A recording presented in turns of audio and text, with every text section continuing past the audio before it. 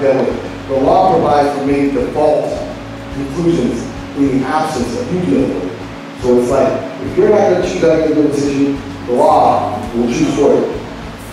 For instance, if you don't have anything in the contract that says how you want to get rid of a member, on the fourth part, get rid of a member who's not working out, whatever, you have to go to court and have the court do it for you, which is an asinine prospect to think about having to go through. It's like any major expensive waste of time. Partners are very much like marriages, not just in the way the law treats them, but in the practical reality of it. In terms of when a marriage dissolves, it's sort of a routine business thing that has to happen. It doesn't necessarily go hand in hand with the parties being angry with one another. A divorce can happen amicably. I will say this, without question. If you were in a situation when you're negotiating or squaring off against somebody and they have an attorney, that is unquestionably the time you should get one. It sounds like common sense, but you may not aware that you're in this territory. But once the attorney's in the territory, they're already advising and everything's already kind of there and on its way. So you proceeding, it may be that nobody has an attorney, now all of a sudden one person does. It's easy to really let somebody else's change in the status quo kind of stall you out. You don't want to, but you're at a disadvantage now. The thing that I want to tell everybody when it comes to conflict litigation, no matter how much you know you're in the right, no matter how confident you are that you're going to win this thing, it is a miserable experience. No matter who wins and who loses, it's to me, people are just kind of like throwing the most outrageous lies and insults your way. Maybe you're hurling on the back, who knows. That's another bad thing, but it tends to bring up the worst of people who are not usually like that. But my point is that you don't expect that.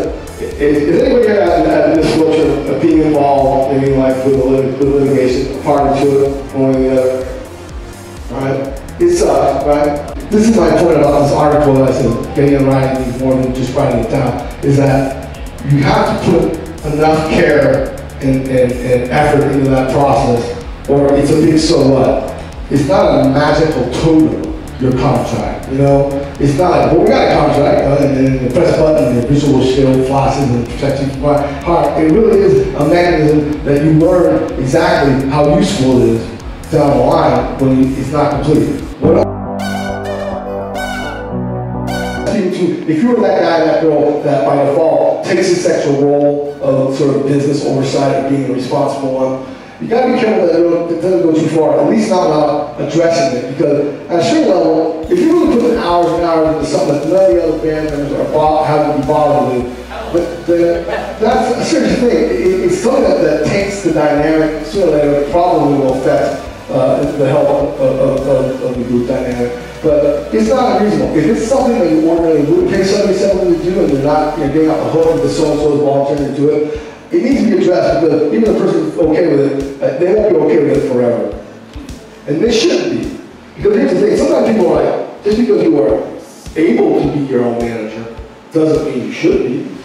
I always quick to say that it's kind of a default thing. You have to sort of be at a certain level before you really have a sense of another person coming to manage you. But certainly, you as an artist and performer, you've got higher priorities. That's what I always say. That you should be busying yourself with whatever it takes to be the artist and the songwriter and the performer. Because if you're not, either you are at the absolute top of your game, you know, A-list level, or you're way off of that. And the problem is that it's great that there's a need for somebody to do that stuff. It's great that there's enough business to justify having it done. But the ideal always is alleviating your time prior to what you're doing. My old man is a bad man, but... Here, I'm going to say this, as a kudo to anybody here that manages bars, it's included, that management a band is, without question, the hardest job in the music industry. It's also the most thankless job in the music industry. It's also the position where you have the most potential to screw your client firmly to the wall more than anybody else in the industry. It's a very peculiar, high-pressure job. People who succeed at it will pick and choose who they get with more than you will choose them. Now, if you're at a level, if you're lucky enough to get a level where it's clear that you're an attractive prospect, you want people approaching you, hopefully maybe you do some picking and choosing. But otherwise, you're asking when that point is. If you are generating enough money that would be legitimately an interest to somebody collecting 15 to 25%, whatever the management deal is, then that is the time. Before that time, unless it's like an aggressive young person that doesn't mind being living like a dog, not having any money, or your cousin Phil, who in fact might be the former, who knows. But without that, and that's unfortunately not quite the same optimal way to fill a role. But other than that, that's going to determine more. When is a good time to get a music publisher for your song? It's not a dissimilar situation because a music publisher is kind of like the manager for the song, the way that the manager is the manager for the person, right? They get paid off the back end largely, and they are responsible for generating possibilities, leads and ways for the song to make money. So when is the time to get that? Well, I would say, similarly, this is probably a good threshold. When so much is going on in that role now that it's become a serious distraction to the person filling that role. So if your songs are generating enough money and involved enough activity that you find yourself dealing with that paperwork more times than makes sense, spending a couple hours a day, whatever, that's the time you're considering bringing in somebody. The management relationship is a very personal relationship. Although they're not always warm and fuzzy, you have to have that. It's not like a casual service relationship where you did a service in the music industry, you are talking about a long-term type relationship, something that you feel comfortable working with.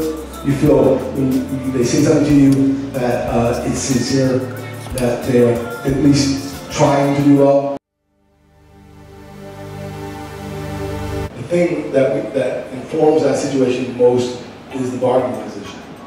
That's a situation where the artist does not have a high bargaining position, which means whatever the venue insists upon, it tends to go. You need them more than they need you. Then they'll say, like, here's another example of supreme, like what we call contracts of adhesion, or a contract where you have no hope of negotiating it, sign it or don't sign it. Like if you're a contestant on The Voice, they got one agreement, one flavor here. Sign it or don't sign it. You can take the time to get your turn. I've been brought those contracts. And the fact of the matter is, in fact, I count myself lucky at being able to get to the chamber, but the chamber was so innocuous, it was really not much of a victory. So they're like, we're not going to spend a penny even responding to this issue of contract. Because that's how you don't need that. You understand. People say, well, I don't know my bargaining position. I'm going to say that you know how you're treated. It's almost something that you don't need a lot of help interpreting. People who need you more than you need them will treat you better. Treat you like that. They won't treat you that way unless there's something that we're doing for them. Don't just be clueless. Sort of don't be cocky and clueless. That's a bad combination. It really is. When you're trying the person's patience with nonsense, you have absolutely no idea what you're talking about. I tell people always issue a call to action. Assuming they didn't get what you want or exactly what I said. You know what? I'd like to follow up with you if I could a month or two, just to sort of see if things done all right. These are like sort of technical things. And of course, you send a follow-up, thanks for meeting with me.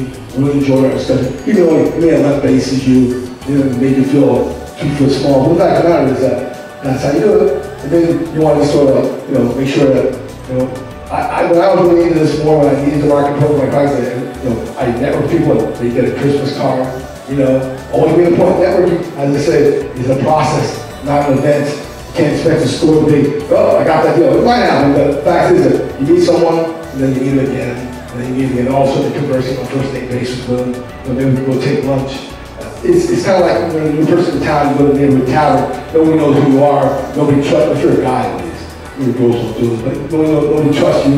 You can be a director, a psycho, a secretary, maniac, but you keep comparing and comparing in a way that doesn't put people at ill ease, and all of a sudden, you're there. And all of a sudden, what you have going for you, as long as the opportunity to interact, we demonstrate it. The people who aren't about what they say, anytime you spend any length of time with them, that will be revealed. You know, you cannot fake who you are for that long. Technically speaking, you don't have to register your copyrights in order to have them and to be declared the owner. But in fact, that whole chestnut, the lure is free, but the glass is $10. Without the registration, you do not have at your fingertip a lot of very important remedies that are important to make it meaningful. Also, somebody who may have registered a song, for instance, may not be the owner of it. They may have just said that, and it's not conclusive, but it's presumed that the person who has registered the copyright is the owner. And that means that if you're the owner, you're chasing that person. If you're not happy, you've got to sue them. And believe me when we say that, I hope that's been made clear. We're talking about not a tiny thing. And copyright infringement cases, by the way, are the most ugly and most risky because it's the highest propensity for winning, and they're not winning a lot. If you get like, what do you want? We'll award you $8. So yeah, you're the winner. You know, but I guarantee you guys go that route. And it's going to be a surprise because the value of copyright is based on something other than, I mean, the ownership issue is one thing. You cannot steal another person's copyright. It's infringement.